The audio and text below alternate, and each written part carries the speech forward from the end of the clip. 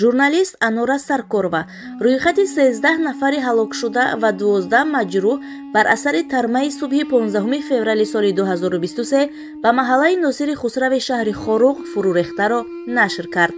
Аз ин рӯйхат бармеояд, ки 11 тан аз ҳалокшудагон занону духтарон буда, 7 нафари онҳо аз ноҳияи Мурғоб буданд. Бар асари тарма дасти кам 4 кӯдак ва ҳамчунин 6 духтари синнашон аз 19 то 22 сола ҷон доданд.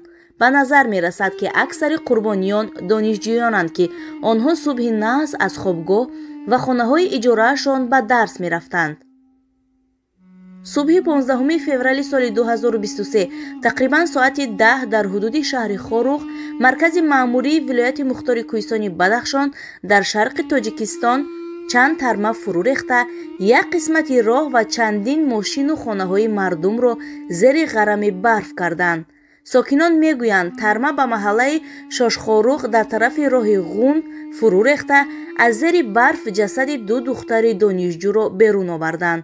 ба гуфтаи шоҳидон, ин духтарон дар роҳ ба тарафи хобгоҳи донишгоҳашон ва ё дар роҳ аз хобгоҳ зери тарма монданд.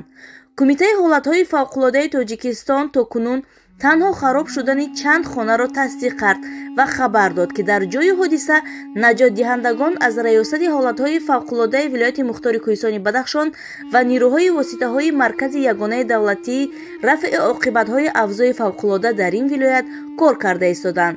як рӯз қабл кумитаи ҳолатҳои фавқулодда хабар дода буд, ки таи шабонарӯзи гузашта 13 феврал дар ҳудуди ноҳияҳои Шуғнону Ишкошим ва шаҳри Хоруғи вилояти Мухтори Кӯҳистони Бадахшон 7 тарма фаромада, боиси муваққатан баста шудани ҳаракати нақлиёт дар қисматҳои алоҳидаи роҳҳои Хоруғ Ишкошим, Хоруғ Мурғоб ва Хоруғ Кӯллоб душанбе шуда.